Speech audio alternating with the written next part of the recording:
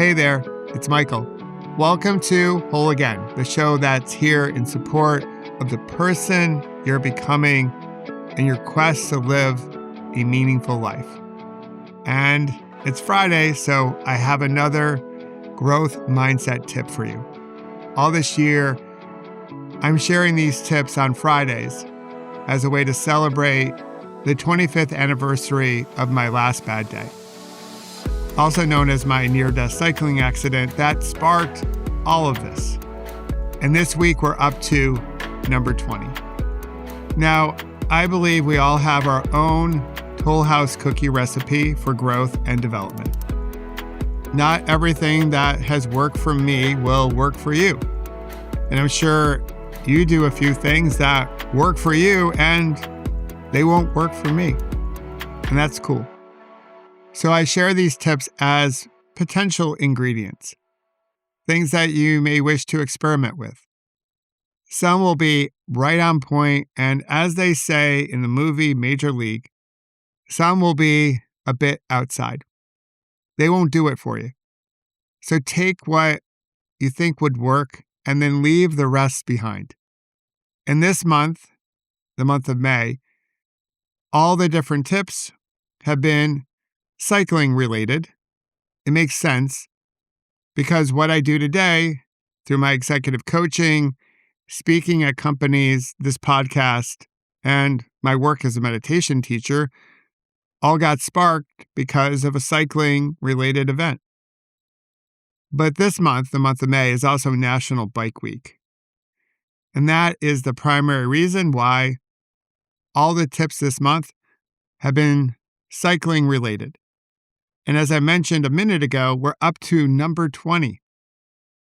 And number 20 is be a good wheel. If you're not a cyclist, let me explain what this term means. In cycling, when someone calls you a good wheel, that's one of the highest compliments they can give you. It means you're a cyclist that others want to follow. They trust you. Your pace is steady and you don't brake suddenly and you don't swerve without some type of warning. A good wheel is reliable, consistent, safe, trustworthy, worth following. And here's why this matters so much, especially today. When you're riding with a group, which is called a peloton in the world of cycling, you can go further and faster together because of aerodynamics. The people sitting in the draft, tucked in behind the people out front, are saving 20 to 40% of their energy. It's your high school physics class in action. When you're in the draft, you are literally getting pulled along by the people out in front. But this only works if the people out in front are good wheels to follow. If they're erratic, if they're unpredictable, none of this works because you can't trust them. You don't get the synergistic effect of being in the group. In fact, you're probably burning more calories just to be safe. And the cool thing about being a good wheel, like all the other tips, all the things I talk about, all the metaphors I talk about as it relates to cycling, can be applied to our real life, our business life. Being a good wheel is a life skill. It's a growth mindset practice, if you will. And I will say this, I haven't always been a good wheel to follow. If you know my story, I've gone through a lot, and sometimes I've been a bit inconsistent. This happens for any of us when we're going through stressful moments. We get a little shaky. We might promise things and we don't follow up on them. We might be short or sort of disengaged. We might say yes when we really want to say no. And we might do a little judging of those around us. So any of us can be inconsistent. We might not always be a good wheel to follow, but with intentionality, each day we show up, we can set our intentions to be a good wheel to follow. And in order to be a good wheel, you don't have to be perfect, because here we're all perfectly imperfect. But being a good wheel means that we're honest and consistent and self-aware. And there are 3 things we can do to increase the likelihood that we show up as good wheels to follow. One is to know our pace, know what we're capable of. Or in other words, knowing our capacity, and not our aspirational one, the real one for this moment. Sometimes we overpromise, and that's above what we can actually deliver.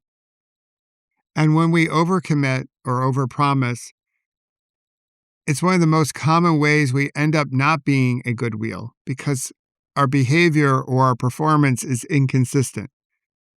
We don't mean to be, but when we overcommit, when we don't understand what our current capacity really is, then we run the risk of not being a good wheel to follow, because we lose some of our trustworthiness.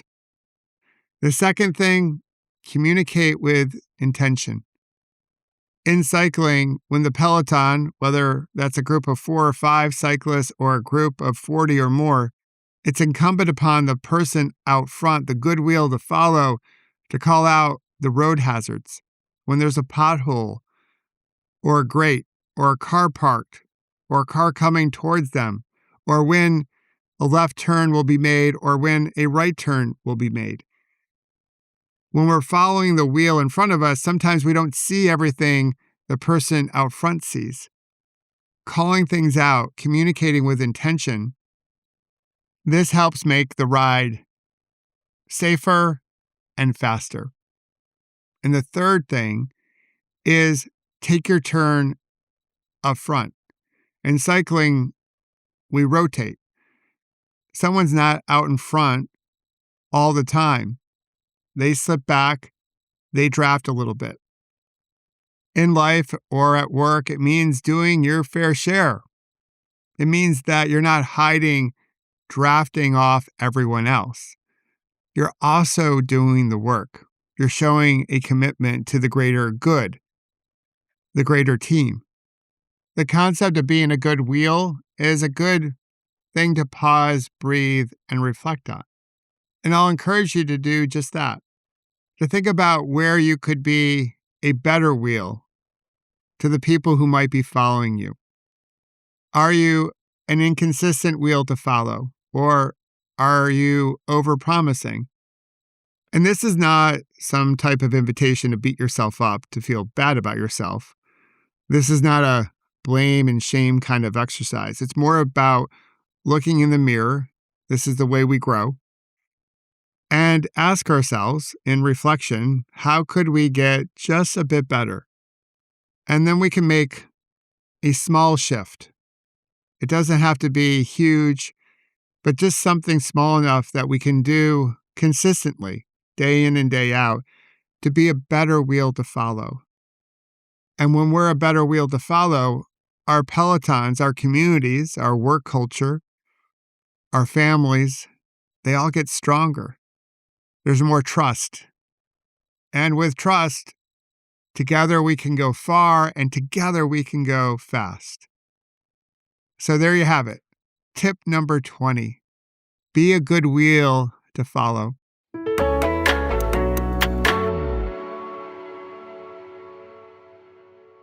And as always, thanks for being here. Thanks for listening. Thanks for being part of my Peloton. If this tip resonated with you and you think a member of your Peloton might like it, I hope you'll share it with them. And I hope you're checking out the new series I'm doing called A Perfectly Imperfect Union. My aim is to talk to 102 people across all 50 states here in America, plus the District of Columbia, and ask them about their reflections as America turns 250. And the next episode is tomorrow, so I hope you'll check it out. And I hope you'll share it with a few of your friends as we celebrate all the goodness of America, and we also work on our imperfections, just like Kinstugi. Because once those heal, those scars can be golden symbols of our strength and resilience. So until then, let's do just that. Let's celebrate our scars as golden symbols of our strength and resilience. And don't forget to have fun. Storm in the castle.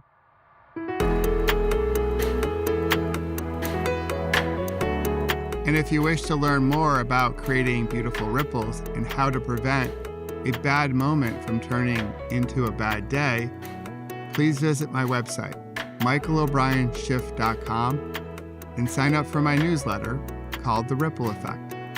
And join us each Monday, Wednesday, and Friday here at Whole Again and discover how you can heal, grow, and become more resilient. And celebrate our scars as golden symbols of strength and resilience. Until then, remember, you can always come back to your breath. You've got this, and we've got you.